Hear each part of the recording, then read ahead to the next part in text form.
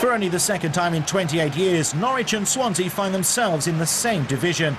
Both working hard to be in the promotion mix come the end of the season and looking to build on impressive victories last time out. Your commentator at Carrow Road is John Roeder. Tate.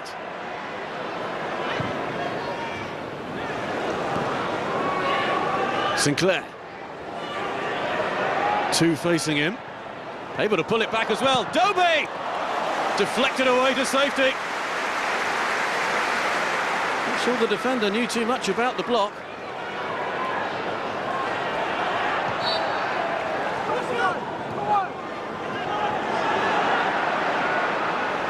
Sinclair, brilliant from Scott Sinclair. Can he finish it? Ruddy in the way and scrambled to safety by Russell Martin.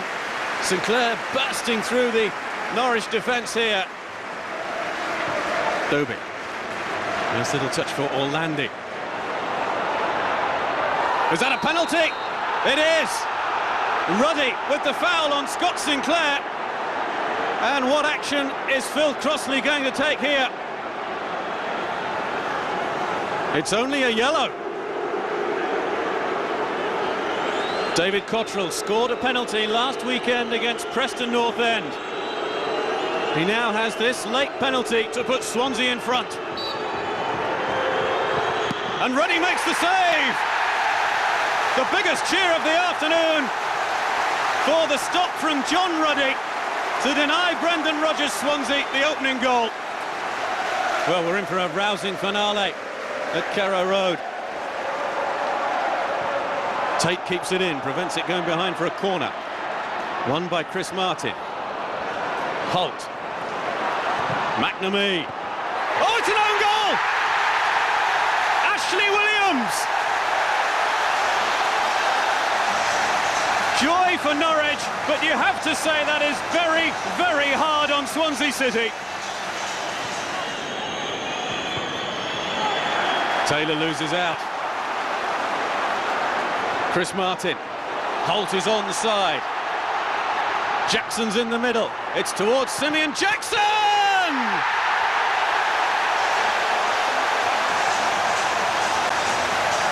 Nothing fortunate about that goal whatsoever.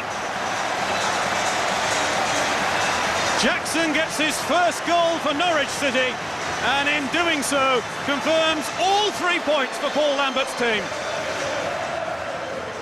Great goal, it was. I know at that stage of the game I'd have took anything, and as I said, Swansea are top side. There's no doubt the way they play the game, top side, but sometimes you need a bit of luck to hang on, and as I said, the second goal I thought Grant does great.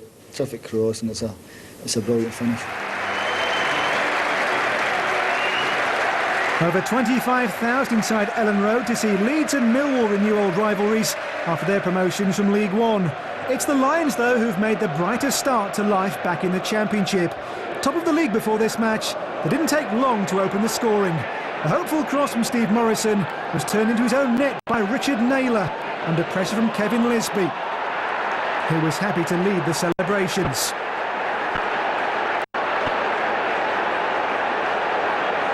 Leeds hadn't lost their opening 2 home league games of the season for 30 years, and the goal served as a wake-up call. Johnny Howson showing some neat footwork, denied by the post. Millwall had yet to concede a league goal this season, but David Ford's net was leading a charmed life. That was until Lloyd Sam finished off a fine flowing move, his second league goal in Leeds colours. Leeds should have had a 2-1 lead at half-time. Sanchez Watt's been impressive in his second spell on loan from Arsenal, but he couldn't make the most of this opportunity. And when the ball finally came to Howson, he once again found Ford's focus was total. Simon Grayson sent on striker David Sommer with 15 minutes to go. It proved an inspired substitution. The South African in the right place to turn home Watt's cross to give Leeds the edge. Millwall had been so impressive defensively, but they should have found themselves further behind. Again, Watt the provider, this time Sam's turn to be denied by the woodwork.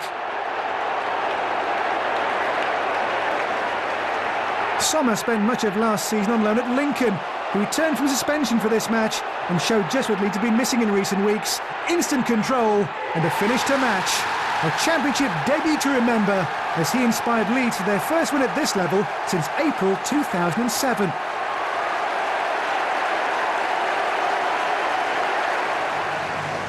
Enjoy that. Leicester went to Turf Moor, badly needing their first win of the season after a less than impressive start under new manager Paulo Sousa. Come on, you Clarets!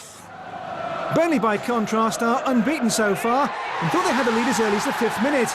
Andre Biquet's goal disallowed after a foul on Moreno. A shoulder injury to Chris Wheel forced Leicester to bring on their reserve goalkeeper Conrad Logan. His first job to pick the ball out of the net. Ross Wallace's shot deflected to give the hosts the lead. It's a sort of luck that Fox's boss Sousa has bemoaned in recent weeks. He can have no complaints about the second goal. The Clarets double their lead just after half-time. Wallace again involved. Chris Iwelumo thrives on service like this. The striker's 100th career goal. To top a torrid afternoon for the away side, sub Michael LeMay tripped Chris Eagles to give away a penalty. We all know what happens when the metronomic Graham Alexander steps up, a fitting way to cap his 900th club career start. It finished 3-0, 3 league games winless for Paulo Sousa. The pressure may be starting to mount.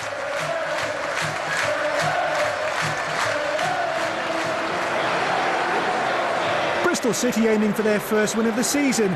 Keith Millen in charge at Ashton Gate for the first time since taking over after Steve Coppell's shock departure. 13 goals were scored between these sides last season when Bristol City did the double over Barnsley, and this match would prove to be equally entertaining. The action began after 4 minutes.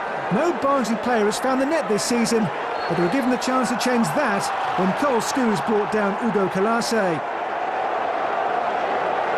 Andy Gray stepped up to make it 1-0. There were lots more goals to come in a remarkable first half. The Tykes looking for their first league win in 9 on the road, and soon were 2 up with just 12 minutes gone. Gray once again the scorer from Kieran Trippier's fine cross. With City fans fearing a repeat of their opening day 3-0 home defeat, the Robins were soon back in the game. Luke Steele dropped the ball to the feet of Marvin Elliott, and while the Tykes defence froze, he coolly finished. All square 3 minutes later. Mark Robinside showing the frailty that had seen them concede 4 away on the opening day. Albert Adomar slotting home a David Clarkson cross to complete the about turn before half-time. After the break, Barnsley retook the lead with a touch of good fortune. A fine run by Adam Hamill, but his shot took a decisive deflection. But just like the first half, that lead was to be short-lived. When Jay McEvely brought down Ivan Sproul, the referee had no choice but to give a penalty. Clarkson found top gear to make it 3-3. The Robins' search for their first league win of the season continues. Reading entertained Nottingham Forest at the Medeski with last season's form suggesting 2 genuine promotion contenders were facing off. Both teams are waiting for their first league win this campaign, eager to just claim 3 points. Reading have not begun games well this season, having conceded twice in the opening 10 minutes of championship games. They began this one just fine though. Marcus Williams' free kick broke to the unmarked Alex Pearce, the defender making it 1-0. Forest responded. Adam Federici producing his best in the Reading goal to keep the visitors out. From the sublime to the ridiculous. Just after the restart, and Billy Davies' men were back in it, albeit in bizarre fashion. Federici hit his own man while looking to clear, and Robert Earnshaw couldn't believe his luck. The Welshman gratefully opened his account for the new season. Neither team could find a second. It finished 1-1. Billy Davies clearly a frustrated manager.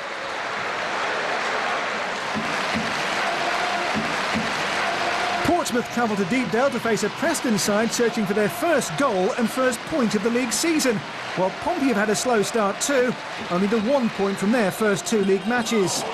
The hosts were finally on the score sheet this campaign early in the first half, summer signing Paul Hayes with a finish. Preston finally feeling their season had started. It's been slow progress at Deepdale since Darren Ferguson took over in January, but there were some positive signs in this one. Billy Jones almost pulling off the spectacular after the break.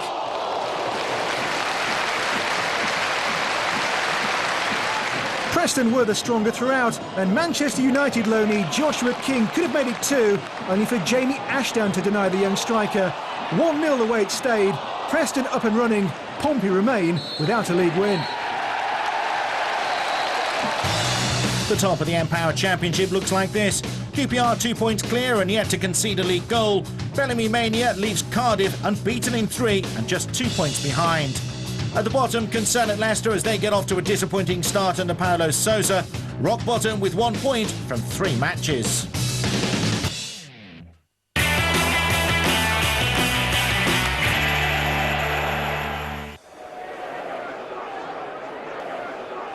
The game of the day in League One was at London Road. Let's get the bad news out of the way for Peterborough. First, non-existent defending gifting Jordan Rhodes the opener. Then a moment of individual brilliance from Graham Carey on his league debut. The Terriers 2 up after 33 minutes. Now for the posh good news. First half stoppage time and a look away now moment for townkeeper Alex Smithies. Actually, it's never a good idea to look away when George Boyd is in the vicinity. This turned out to be a real turning point, because in the second half, Posh ran riot. 5 minutes after the break, Aaron McLean reacting quickest. And 90 seconds later, they were ahead. It's been credited as a goal for Craig McHale-Smith, but it could have gone in off Huddersfield defenders Peter Clark or Jamie McComb. But there was no doubt about the clincher midway through the second half. Clark caught out by the bounce, and McLean with his 4th goal of the season in all competitions, completing a stunning comeback by Gary Johnson's men. At the top of League One, Oldham and Charlton played out a 1-1 draw, which meant Carlisle's impressive 4-1 victory over the MK Dons puts them top on goal difference. At the bottom, Notts County got their first win of the season at the expense of Dagenham and Redbridge. The Daggers remain the only side without a point this campaign.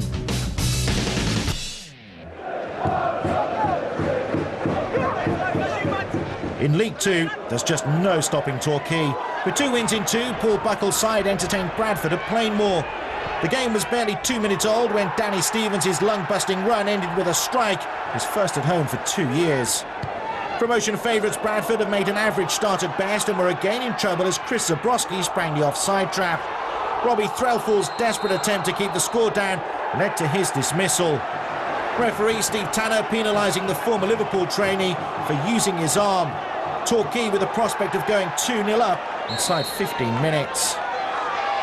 But Nicky Rowe, usually so reliable from the spot, kept off the score sheet by Bantam's keeper John McLaughlin. Torquay, though, weren't to be denied, and Zabrowski made the game safe on 66 minutes. Despite McLaughlin's attempt to clear the danger, the Torquay frontman celebrated his 2nd of the season. That win for Torquay extended their lead at the top of League Two. There were also good victories for Chesterfield, Rotherham and Port Vale.